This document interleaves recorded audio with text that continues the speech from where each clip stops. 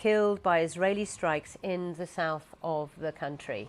Well, here with me to discuss these developments, Mohamed Taha from BBC Arabic. Good morning to you, Mohamed. A new week begins. Now, let's first of all talk about Iran's response to Israel's attack on Saturday. The Iranian president announced that Iran will respond to the Israeli attack. So we are anticipating what kind of response Iran might do. And Israel also is talking that they managed to destroy the air defenses of Iran. And there are Israeli intelligence that's saying that Iran might respond with some ballistic missile against Israel. But analysts are saying that this is very unlikely to happen before the U.S. elections. In the meanwhile, we can see the fighting, as you said, continues in Lebanon and Gaza. There are more than 50 people died in Gaza, 21 in Lebanon, and some casualties between the Israeli forces. In the meantime, there is conversations about the possibility of movement when it comes to hostages prior to the US election. What are you hearing? Of course, there is big momentum in Qatar at the moment. The head of Mossad is in Qatar, the head of CIA in Qatar, and they are talking about having a very short ceasefire or pause in fighting, if I may say.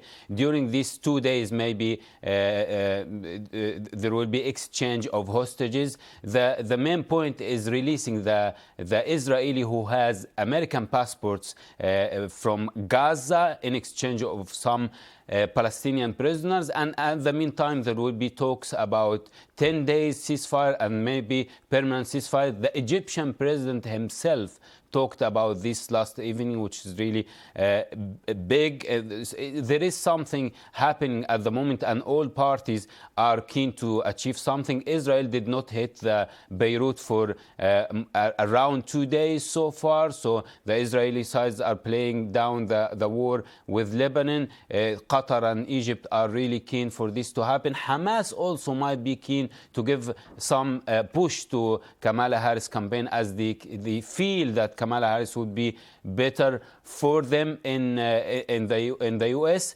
and we can see that there is some momentum at the moment for this, calm at each side. But the only place that didn't see any calm at all is Gaza, as the fighting is very big there, especially in Jabalia. This situation in Jabalia is very keen, and the people who are in Jabalia are living around rubbles and massive bad conditions without any hospitals and facilities. They are very keen for this ceasefire to happen. Okay, Mohamed, for now, thank you very much indeed. Thank you, sir. Now, here in the